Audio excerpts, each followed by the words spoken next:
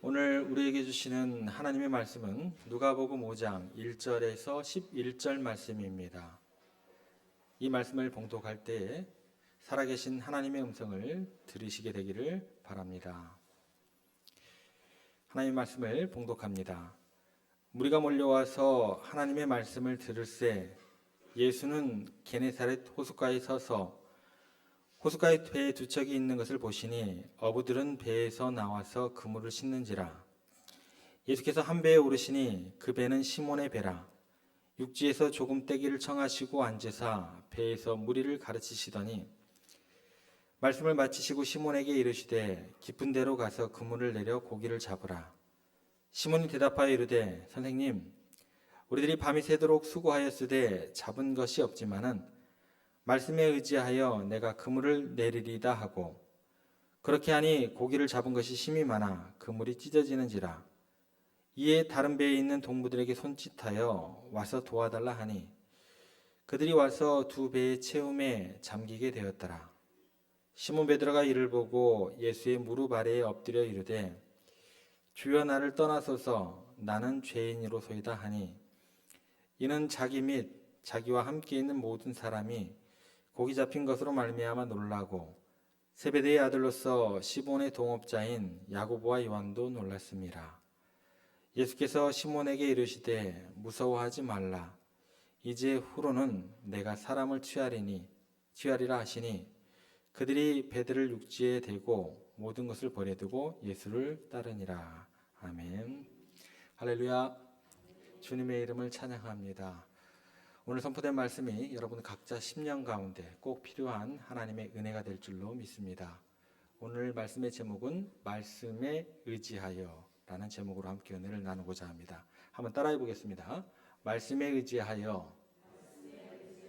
네, 미국 닉슨 대통령이 있었습니다. 그 시절에 대통령 보좌관으로 정말 최고의 권력을 누렸던 사람 중에 한 명이 찰스 콜슨이라는 분이 있습니다.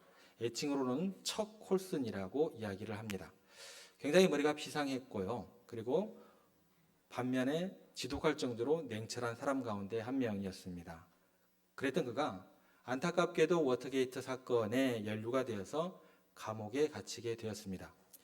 그때 친분이 있었던 상원 의원 세 사람이 헤드필더, 휴스, 그리고 큐에라는 의원들이 있었는데 이 사람들이 이때다 생각을 하고 콜슨에게 복음을 전해야겠다라고 마음을 먹기 시작했습니다. 그리고 그를 위해서 날마다 기도를 하였고 정해진 시간에 기도한 걸 넘어서 또 그를 찾아갔고 그를 위로하였고 또 그에게 책을 선물로 주었습니다.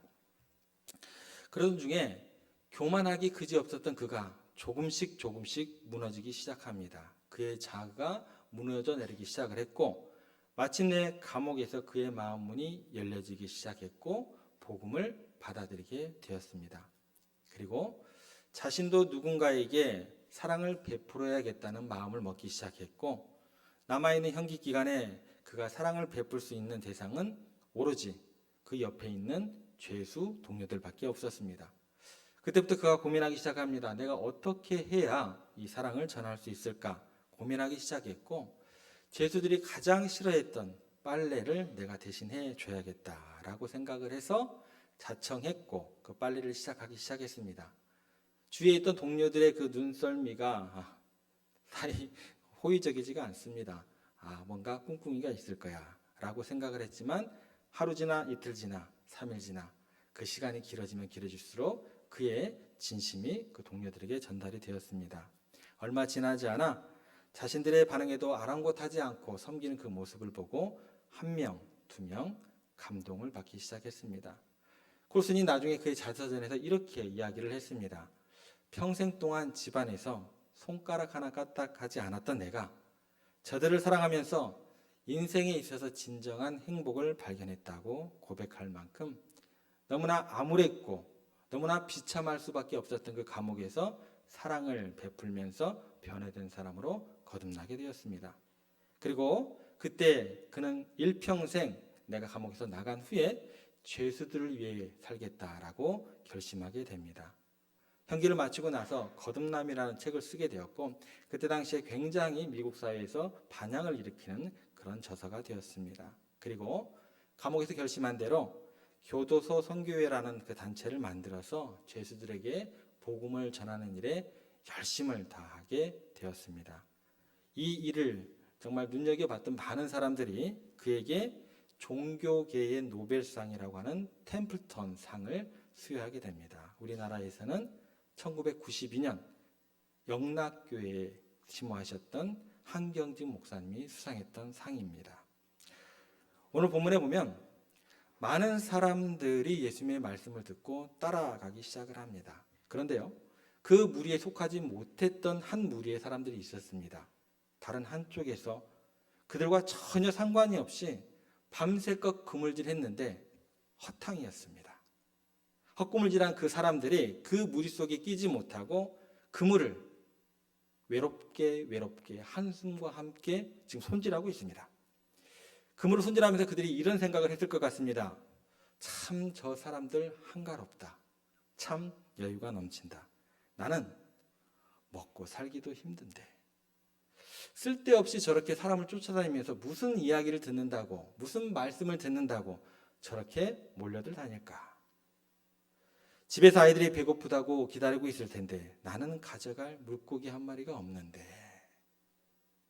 그런데요, 그렇게 절망감을 안겨준 그 빈 그물을 그냥 내팽겨치고 버리고 싶은데 그럴 수가 없습니다.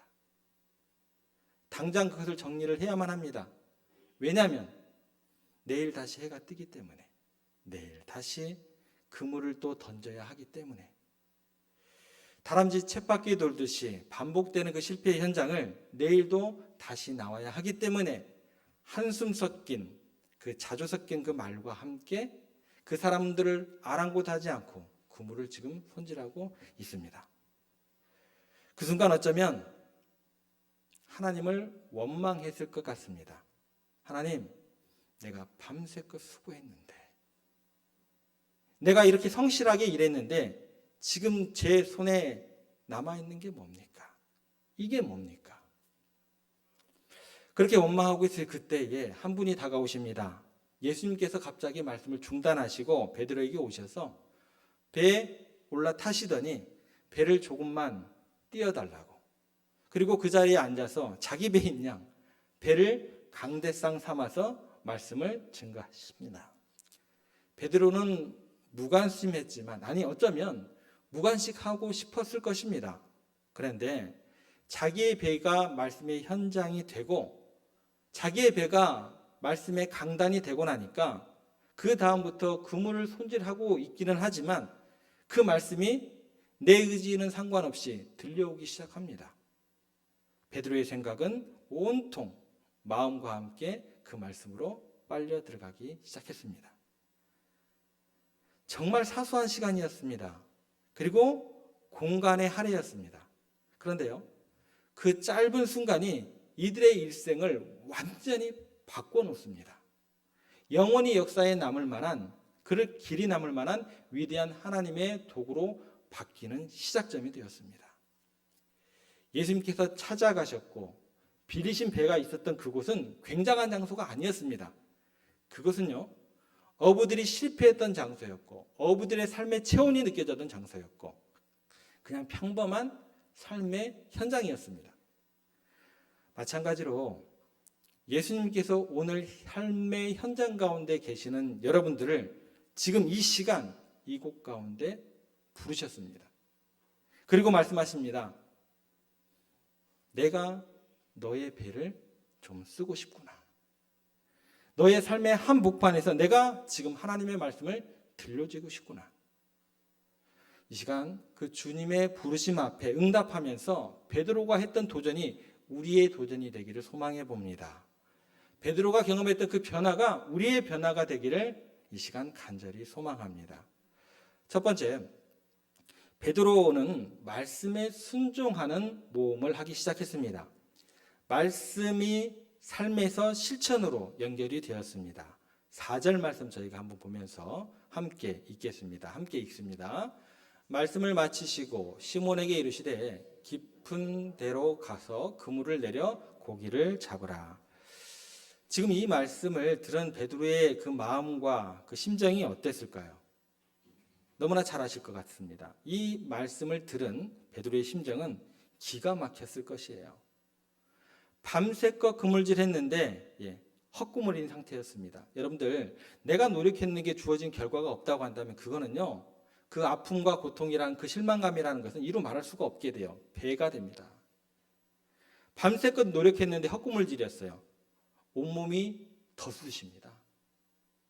그래도 내일을 위해서 이를 악물고 그물을 지금 잘 정리하고 있었는데 이제 곧 집에 들어갈 시간이었습니다. 그런데 배를 멀리 띄우고 또 배를 실컷 이용하고 나더니 좀 돈을 줄 줄 알았는데 배삭스를 주는 게 아니라 뭐라고 해요? 다시 깊은 데로 가라는 거예요. 와, 다 정리했는데 집에 들어갈 시간인데. 사람을 굉장히 불편하게 하십니다. 굉장히 힘들게 하십니다. 이미 경험했는데, 이미 끝났는데 안 되는 그 자리로 왜 다시 가라는 거냐 라고 생각을 하게 됩니다. 정말 답답한 노릇입니다. 베드로는요, 바닷가에 대해서 그 누구보다도 갈릴리 지역에서 전문가였습니다. 잔뼈가 굵은 사람입니다. 바다에 대해서 다 알고 있었음에도 실패했는데 낯선 한 사람이 오더니 바다에 대해서 전문가인 자기에게 이래라 저래라 지금 말을 건네고 있습니다. 얼마나 답답할 노릇입니까? 여러분들도 하나님의 말씀을 읽다 보면 가끔 가다가 현실과 동떨어진, 그것도 어지간히 동떨어져야죠. 너무나 동떨어진 것 같은 그런 경험들을 하실 것입니다. 하나님, 지금 시대가 어느 시대인데, 옛날이 10년이죠. 지금은 일주일 아니 하루가 다르게 변해가는 시대입니다. 남들 다 저렇게 살아가는데 왜 저만, 왜 나만 고리타분하게 이렇게 피곤한 삶을 살아가라고 하십니까? 하나님, 몰라도 너무 모르십니다. 너무나 시대에 뒤떨어져도 너무나 뒤떨어지십니다 라고 생각하는 경우가 많으시죠. 많으실 거예요. 그런데 여러분, 말씀과 현실의 그 괴리 속에서 말씀을 내 삶에 있어서 현실로 받아들이고 실천하면 그때 기적이 일어납니다. 그때 놀라운 일이 우리 가운데 이루어집니다. 베드로가 그 답답한 상황 속에서 어떻게 했을까요? 우리가 5절 말씀을 한번 보겠습니다. 함께 읽겠습니다. 시몬이 대답하여 이르되 선생님, 우리들이 밤이 새도록 수고하였을 때 잡은 것이 없지만은 말씀에 의지하여 내가 그물을 내리리이다 하고, 굉장히 관록이 있었던 전문가였습니다. 내가 경험했습니다, 안 됩니다가 아니라 말씀을 한순간이라도, 잠시 잠깐이라도, 지금 1분 1초라도 내 관록과 내 경험에 앞선 자리에 두었어요. 그런데 여러분, 여기서 주의하실 것이 있습니다. 베드로가 그런데요, 예수님의 말씀을 완전히 믿었을까요? 조금만 믿었을까요? 완전히 믿지를 못했습니다. 왜냐하면 완전히 믿었다고 한다면 깊은 데로 가서 그물을 내려라 하면 예 알겠습니다 하고 바로 가야 돼요. 그죠? 근데 그 앞에 굉장히 많은 말들이 있어요. 이래서 이랬고 이래서 이랬는데 제가 이렇게 하겠습니다라는 사족을 붙여요. 토시를 달고 있어요. 조건을 달고 있습니다. 5절 잘 보시면 베드로의 그 불편한 심기가 그대로 묻어나오는 이야기를 합니다. 5절 다시 한번 보시겠습니다. 선생님, 우리들이 밤이 새도록 수고하였으되 잡은 것이 없지만은 말씀에 의지하여 내가 그물을 내리리이다. 앞에 굉장히 많은 사설들이 들어가 있습니다. 이거 안 됩니다. 그런데 자꾸 말씀하시니까 말씀에 의지해서 제가 테스트는 해보겠는데 어디 결과는 한번 지켜봅시다. 당신 책임지십시오. 당신이 이기나 내가 이기나 한번 두고 봅시다. 어차피 잡은 것이 없으니까 한순간 1분 1초라도 내가 한번 순종 한번 해보겠습니다 라는 결정을 누가 했어요? 지금 베드로가 하고 있는 거예요. 여러분, 우리 인생에서 그동안 내 지혜와 내 뜻과 사람들의 생각으로 하나님과 상관없이 열심히 노력해서 여러분들이 얻은 결과가 무엇입니까? 그렇게 안 됐는데 우리는 또 반복하려고 합니다. 여러분 어떠세요? 한번 우리는 그 말씀에 의지해서 순종해보는 삶을 사는 도전이 우리 가운데 필요합니다. 말씀대로 살기로 결단하는 그 결단이 우리 가운데 꼭 필요합니다. 그래야 베드로처럼 그 결과를 하나님께 따질 수 있을 거 아니에요. 내가 말씀대로 했는데 이게 뭡니까? 하나님, 말씀에는 이렇게 나왔잖아요. 하나님 제게 주신 그 열매가 무엇입니까? 그렇게 이야기할 수 있으실 거 아닌가요? 그런데요, 잠깐의 순종이었습니다. 1분 1초의 순종이었지만 순종했던 그들은 과연 어떤 결과를 얻었을까요? 6절, 7절 말씀 한번 보겠습니다. 한번 저희들이 함께 읽겠습니다. 그렇게 하니 고기를 잡은 것이 심히 많아 그물이 찢어지는지라. 이에 다른 배에 있는 동무들에게 손짓하여 와서 도와달라 하니 그들이 와서 두 배의 채움에 잠기게 되었더라. 어떻게 되었어요? 그물이 찢어질 정도로 물고기들이 그물로 뛰어 들어오게 됩니다. 그리고 배가 잠기게 될 정도로 만선의 기쁨을 누리게 됩니다. 여러분, 신나는 일 아닌가요? 이 정도의 어떤 신앙생활의 감칠맛은 있어야 되지 않을까요? 너무나 신앙의 감칠맛이 나는 장면이다라는 것입니다. 말씀에 의지하여 내린 사람만이, 순종한 사람만이 이 기적을 경험합니다. 놀라운 하나님의 그 사건이 내 삶의 실제가 되고 그 하나님의 개입을 경험하게 됩니다. 예를 들어서 나아만 장군이라는 분이 있었습니다. 나병 환자로 너무나 고생을 했어요. 그래서 단 한 가지 희망이 있다고 한다면 그곳은 어디든지 갔어요. 그곳이 이스라엘이었습니다. 그런데 이스라엘까지 왔는데 들은 이야기가 요단강에 가서 7번 목욕을 하라는 이야기를 들었어요. 그래서 이 나아만 장군이 어떤 얘기를 하냐면, 우리나라에 요단강 저런 작은 강보다 더 크고 더 아름다운 강이 많은데 내가 여기서 7번 저기 들어가서 목욕하려고 내가 왔냐?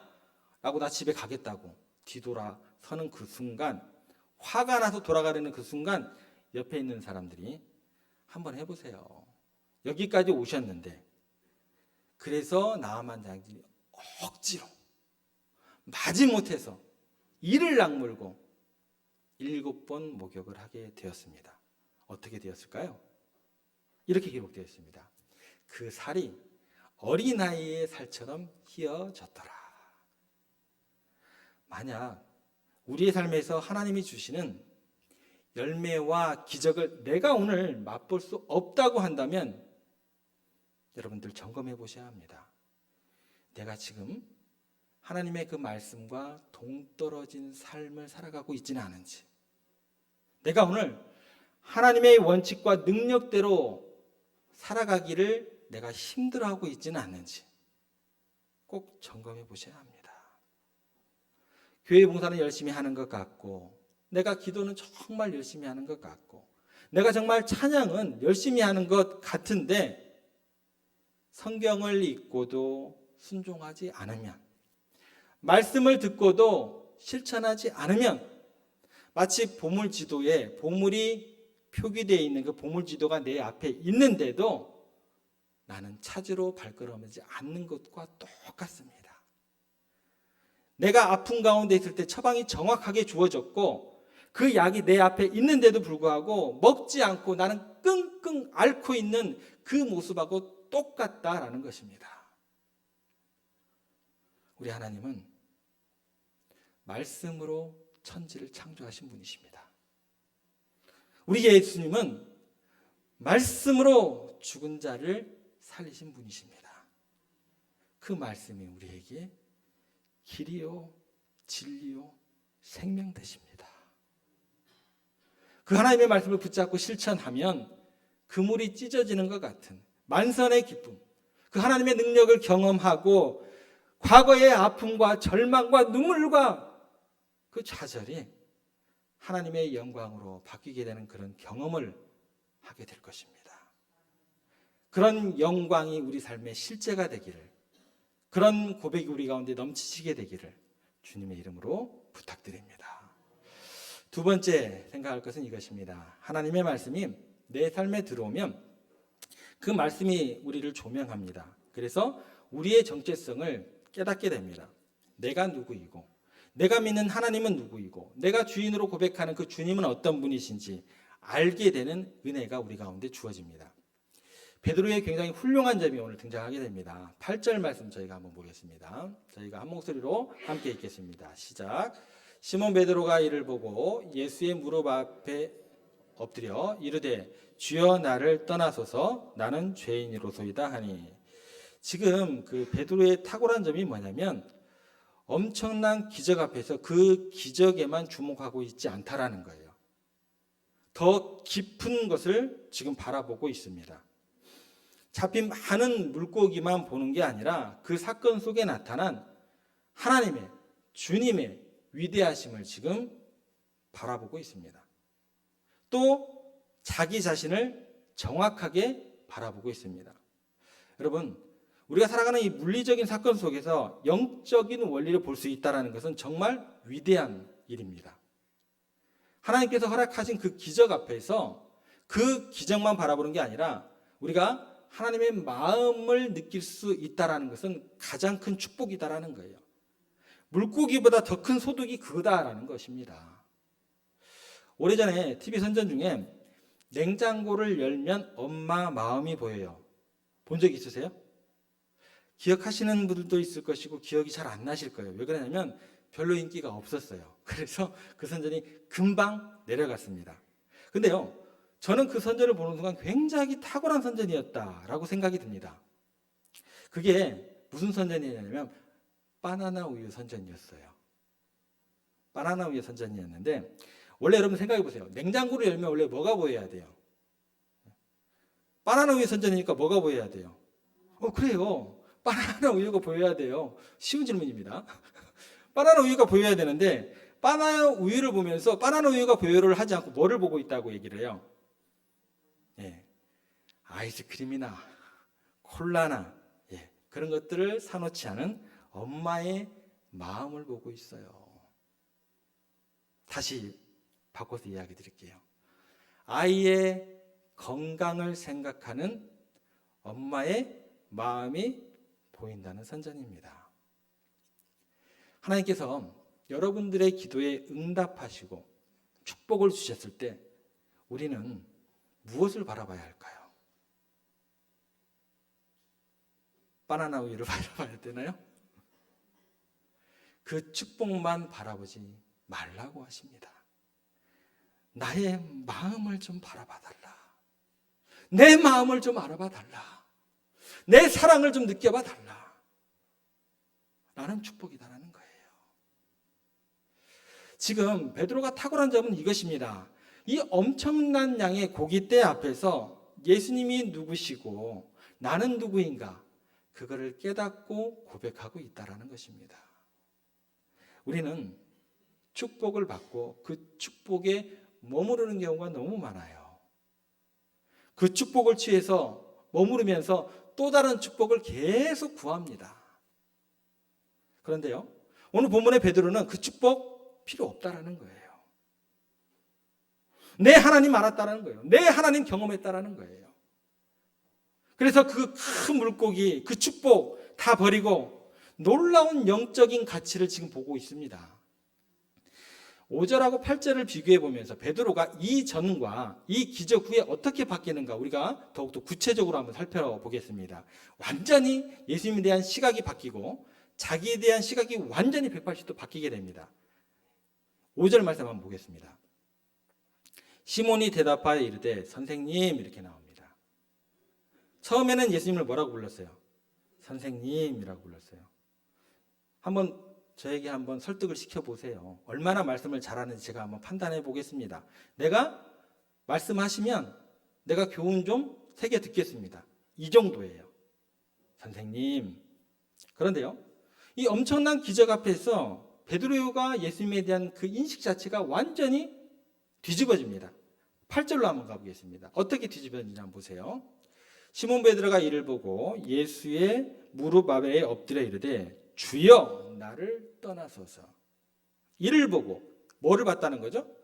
엄청난 축복을 바라보고 엄청난 어획골을 바라보고 놀라운 축복을 보고 그 다음에 뭐라고 고백을 해요? 예수의 무릎 아래 털썩 엎드렸습니다. 다시 바꿔 말씀드릴게요. 예수님을 경배하고 있습니다. 예수님을 예배하고 있습니다. 그리고 난 다음에 주여, 선생님이었던 분이 나의 주님, 나의 하나님으로 경험되기 시작합니다. 하나님으로 고백하고 있습니다. 정말 말씀에 순종한 사람만이 고백할 수 있는 고백이 뭐냐면 예수님의 이야기가 그냥 책의 이야기가 아니에요. 그 예수님의 이야기가 성인의 좋은 이야기가 아닙니다. 그 예수님의 이야기가 윤리적인 이야기가 아니게 됩니다. 그 이야기는요, 내 삶을 창조하신 하나님으로 거룩한 분으로 그 순간부터 고백하게 됩니다. 이건요, 말씀에 온전히 순종하지 않은 사람은 절대 이거 못합니다. 교회에 아무리 오래 다녀도 내가 직분이 어떤 직분이어도 말씀에서 하나님의 영광을 보지 못한다고 한다면 예수님이 하나님이신 거 절대 인정 못합니다. 내가 주인입니다. 내가 교회의 머리입니다. 입으로는 쉽게 이야기할 수 있을지 모르지만 꿇어 엎드려 경배하지 못합니다. 예배가 아닌 게 돼요. 한 가지 더 살펴보겠습니다. 자기 자신에 대한 태도가 어떻게 바뀌게 될까요? 5절 말씀, 이전에 베드로의 어떤 모습입니다. 고백입니다. 우리들이 밤이 새도록 수고하였으되 잡은 것이 없지만은, 예수님을 처음 만났을 때 그 베드로의 고백이죠. 잡은 것이 없는 실패한 인생이에요. 잘난 것이 없어요. 가지고 있는 것이 없어요. 그런데도 나는 내세울 것이 있다라고 이야기를 해요. 밤새껏 나는 수고한 사람이에요. 제가 얼마나 성실한 사람인 줄 아세요?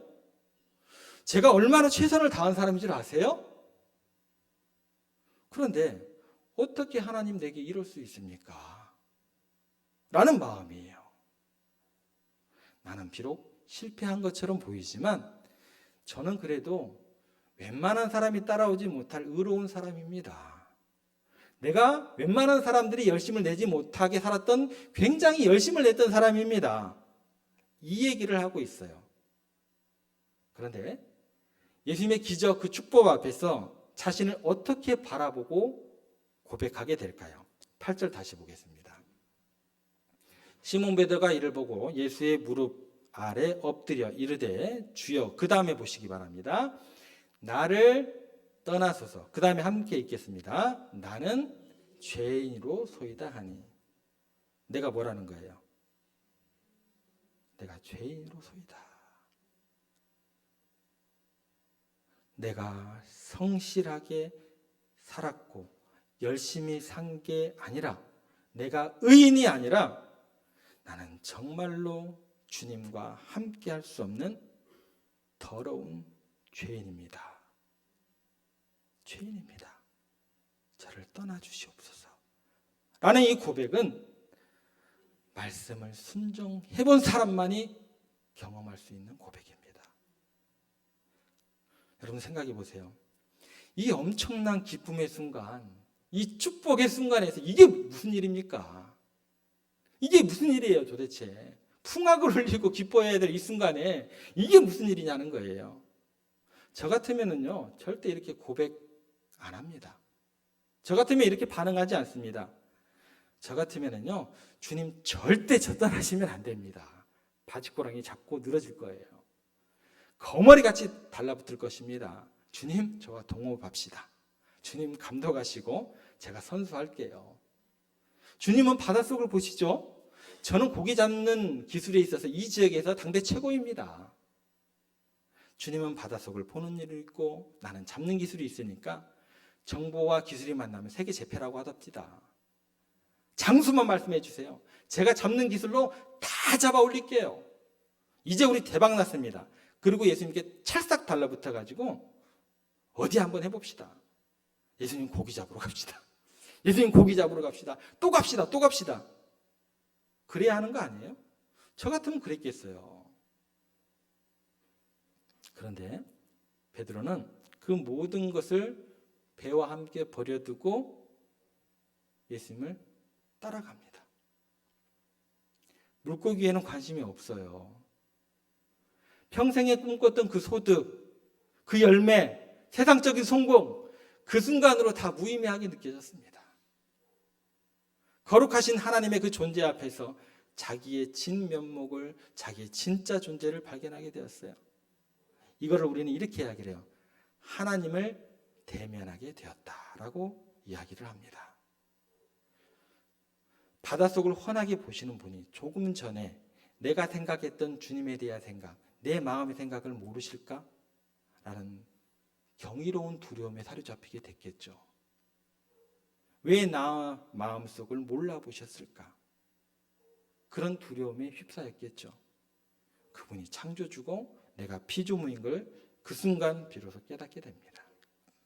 그리고 경제적인 사건 속에서 길이요 진리요 생명 되신 주님으로 고백하게 됩니다.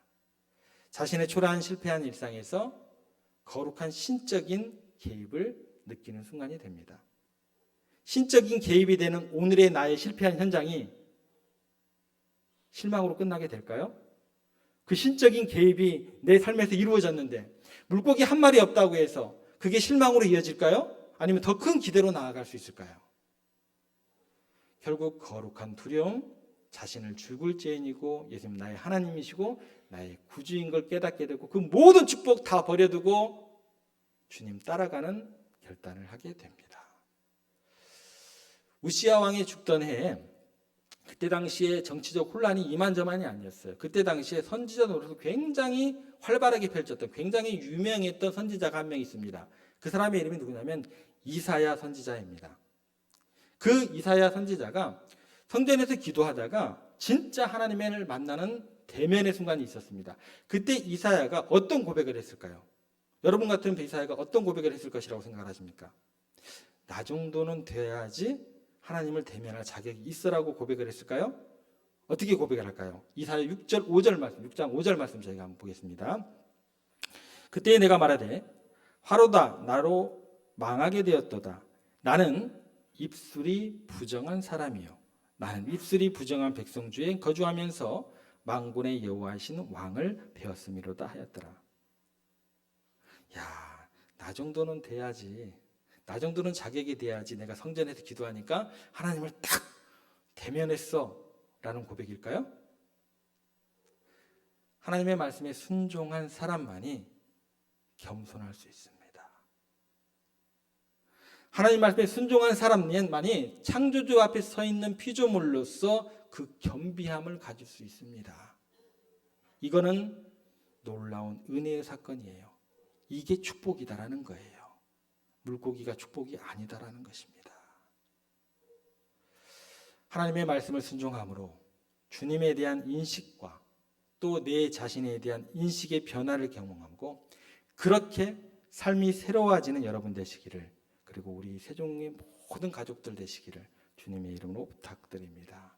여러분, 오늘 이 시간 하나님의 지혜의 부요하심과 그분의 높고 위대하심을 인정하신다면, 그렇게 신앙으로 고백할 수 있으시다고 한다면 하나님의 말씀이 진리임을 선포하시기 바랍니다. 또한 그분의 말씀의 능력이 있어서 반드시 열매 맺게 하는 힘이 있고 헛되이 돌아오지 않게 하신다는 그 말씀도 믿으시기 바랍니다.